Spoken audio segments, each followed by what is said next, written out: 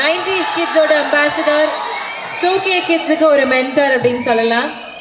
எடுத்தது 2 படம், நடித்தது 2 படம், ஆனால் பிடிச்சது கோடிக்கணக்கான மக்களுடைய மனசில் ஒரு சூப்பரான இடம். கோமாளியை வந்து இப்போ டிராகனாக நிற்கிறாரு. லவ் டுடே கொடுத்தவருக்கு டுடே மக்கள் கொடுக்குற லவ் எக்கச்சக்கமாக இருக்கு. Yes, over to you for a few words, please. Yeah, hi.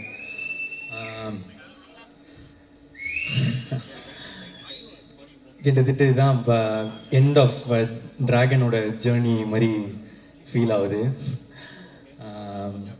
இன்னைக்கு கூட இப்போ அஸ்வத் ப்ரோ வந்து காலில் சொல்லியிருந்தார், இதுதான் கிட்டத்தட்ட லாஸ்ட்டு ஃபங்க்ஷன், இதுக்கு மேலே அவார்ட்ஸ் ஃபங்க்ஷன் அதெல்லாம் இருக்கும், ஆனால் எங்களோட ஜேர்னியாக கிட்டத்தட்ட இது ஒரு எண்டு. இந்த டைமில் வந்து இப்போ இந்த வீடியோலாம் பார்க்கும்போது ரொம்ப ஸ்வீட்டாக இருந்துச்சு. அப்போது இதோட ஸ்டார்டிங் பாயிண்ட் எங்கே அப்படின்னு யோசித்து பார்த்தா, ஒரு நாள் வந்து படம் பண்ணலாமா அப்படின்னு அவர் கால் பண்ணது ஸ்டார்டிங் பாயிண்ட் இல்லைன்னு நான் நினைக்கிறேன். ஒரு இந்த ஓமை கடவுளே வந்து எழுதிட்டு இருக்கும் போது நாங்கள்லாம் ஒன்றா டிஸ்கஸ் பண்ணிகிட்ருப்போம். அப்போ வந்து ஒரு கேரக்டருக்கு பண்ணுறியாடா அப்படின்னு கேட்டார். இல்லை நான் நடித்தா ஹீரோ தான் அப்படின்னு சொன்னேன். இந்த காதல் படத்தில் வரோம்ல, இந்த வில்லன் ரோலு, அமெரிக்கன் மாப்பிள்ளை, இதெல்லாம் ஓகேவா அப்படின்னு கேட்கும்போது, இல்லை நான் நடித்தா ஹீரோ தான், அந்த மாதிரி ஒரு குருட்டு நம்பிக்கையில் அப்போ நடித்தா ஹீரோ தான் அப்படின்னு சொன்னேன். என்னென்னா அப்போது வந்து கோமாளியும் வரல, எதுவுமே வரல என்ன, ஆனால் அவர் ஏதோ நம்பினார், பண்ணுவான் போல் அப்படின்ற மாதிரி ஒன்று இருந்துச்சு.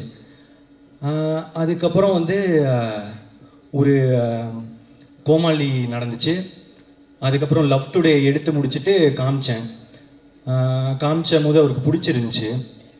அப்போ நான் சொன்னேன், ரிலீஸ் ஆகலை, இன்னும் ரிலீஸ் ஆகிறதுக்கு முன்னாடியே கேட்டேன் வந்து, எனக்கு ஒரு படம் நீங்கள் டைரக்ட் பண்ணுவீங்களா? சரி, கொஞ்சம் எனக்கும் கொஞ்சம் நியாயம்லாம் இருக்குது, எனக்கும் தெரியும் அவர் வந்து ஓமை கடவுளை வந்து சூப்பர் ஹிட்டு. அப்போது அவரோட அடுத்த படமும் ஒரு பெரிய பட்ஜெட்லேயோ நல்ல சம்பளம், இந்த இதெல்லாம் ஆசை இருக்கும்னு ஒரு ஃப்ரெண்டாக நானும் வந்து அதுதான் ஆசைப்பட்றேன், அவருக்கு ஒரு பெரிய பட்ஜெட் படம் அதெல்லாம் கிடைக்கணும்னு. ஸோ நானே சொல்லிட்டேன், ப்ரோ ஒரு மார்க்கெட்லாம் நான் பெருசு பண்ணிட்டு உங்களுக்கு சம்பளம் தர அளவுக்கு ஒரு இதெல்லாம் வந்துடுச்சுன்னா நீங்கள் எனக்கு பண்ணுவீங்களா அப்படின்றது தான் கொஸ்டினாக இருந்துச்சு. அப்போ சொன்னார், நீ மார்க்கெட் பெருசு பண்ணிட்டு வாடா, நான் பண்ணுறேன் அப்படின்னாரு. அப்புறம் நான் என்ன நினச்சேன், ஒரு கொஞ்சம் வருஷத்தில் கொஞ்சம் படத்தில் இது நடக்கும், அப்போது அஸ்வத்தோட நம்ம ஒரு படம் பண்ணுவோன்னு. ஆனால் அது ஒரே படத்தில் நடக்க வச்சது நீங்கள் தான். லவ் டுடே முடித்த உடனே அதான் அதுக்கேற்ற ஒரு மார்க்கெட் வந்து உண்டாச்சு. அப்போது எனக்கு சொன்ன மாதிரியே அவரே கால் பண்ணிட்டார். கால் பண்ணி என்னடா படம் பண்ணலாமா அப்படின்னு வந்து கேட்டார். ஸோ இப்போ இதுலேருந்து வந்து ஒரு இந்த டிராகன் நடக்கிறதுக்கு வந்து ஒரு இந்த இதுலேருந்து ஒரு 3 ரீசன் இருக்குது. ஒன்று, அஸ்வத் அவங்க வந்து சொன்ன வார்த்தையை காப்பாற்றுறது, அந்த மாதிரி அவர் வந்து சொன்ன வார்த்தையை காப்பாற்றினார். என்னென்னா இது வரைக்கும் அது மட்டும் இல்லை, எனக்கு வந்து அதான் மார்க்கெட் பெருசு பண்ணிட்டு வாடா பண்ணுறேன் அப்படின்னு சொன்ன உடனே அவரே கால் பண்ணாரா, அது ஒரு விஷயம்.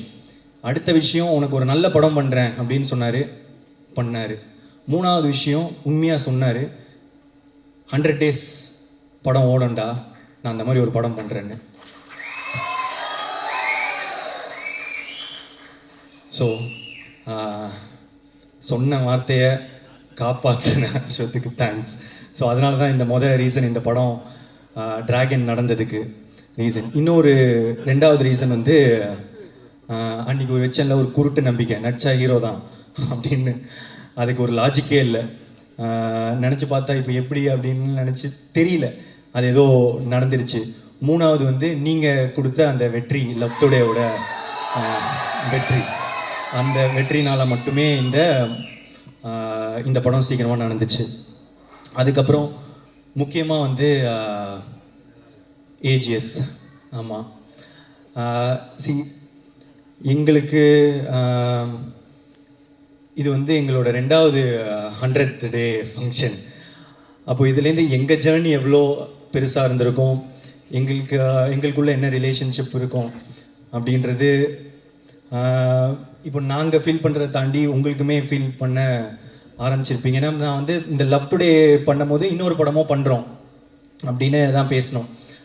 ஸோ லவ் டுடே முடித்த பிறகே வந்து என்ன படம் பண்ணலாம், ஏன்னா வந்து எக்ஸ்பெக்டேஷன்ஸ் ஆஃப் லவ் டுடே வந்து ஒரு மேஜிக் அப்படின்னு வந்து பிராண்ட் பண்ண ஆரம்பிச்சிட்டாங்க. ஸோ இது திருப்பி ஒன்று பண்ணணுமே, என்ன பண்ணலாம், இது வந்து சாட்டிஸ்ஃபை ஆகும் அப்படின்றது ரொம்பவே யோசிச்சுட்டே இருப்பேன். ஸோ இன்னொரு படம் டைரக்ட் பண்ணி ஆக்ட் பண்ணலாமா, இதெல்லாம் வந்து போயிட்டே இருக்கும் போது தான் ஏற்கனவே ஏஜிஎஸும் அஸ்வத் ப்ரோவும் வந்து பேசியிருந்தாங்க, ஒரு படம் பண்ணுறது அவங்களும் பேசியிருந்தாங்க. ஸோ இது கரெக்டாக வந்து ஒரு மாதிரி அமையும்னு சொல்லுவாங்கல்ல, அந்த மாதிரி தான் எனக்கு டிராகன் அமைஞ்சது. ஸோ இந்த ஏஜிஎஸோட இருக்கிற இந்த ஜேர்னி எனக்கு வந்து இன்னும் போயிட்டே இருக்கும்னு நான் நினைக்கிறேன், நம்புகிறேன். Thank you Agoram sir, Ganesh sir, Suresh sir, Archana ma'am, Aishwarya ma'am, Venkat Manickam sir. So it's a sweet journey, எங்களுக்கு இன்னும் தொடர்ந்து பண்ணிகிட்டே தான் இருக்க போகிறோம்.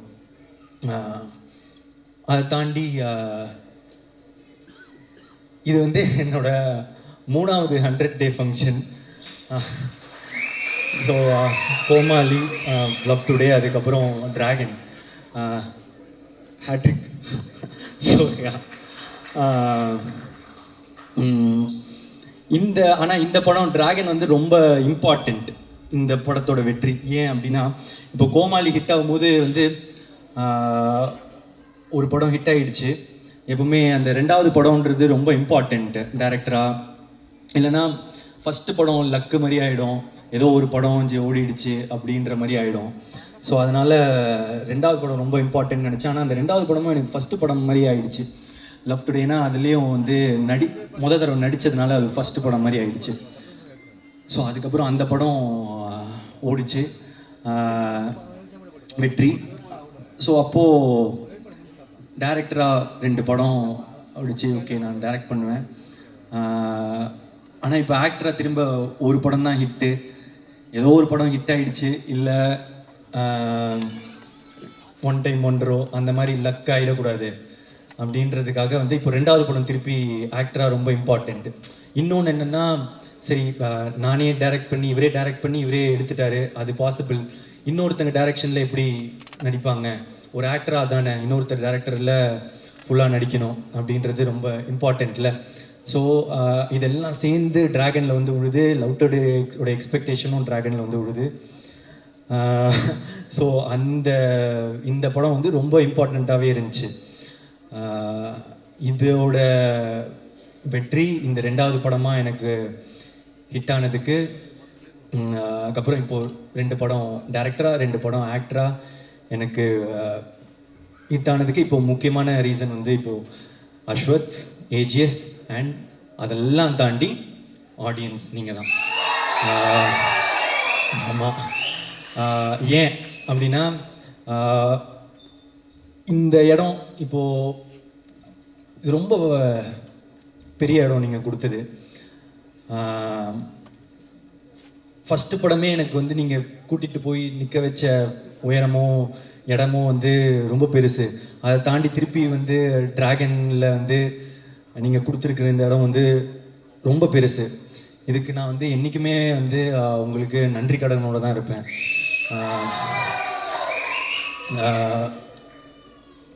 என்ன சொல்கிறது, அது ஒரு ஃபீலிங்கு, எனக்கு வந்து எக்ஸாக்டாக அதை சொல்ல தெரியல. ரொம்ப தேங்க்யூ ஸோ மச். நீங்கள் எனக்கு கொடுத்துருக்க இடம் ரொம்ப பெருசு, என்றைக்குமே நன்றியோடு இருப்பேன். தேங்க்யூ. அவ்வளோதான் சொல்லணும்னு இருந்தேன். ஸோ வந்திருக்க எல்லாருக்குமே நன்றி. Press and media thank you.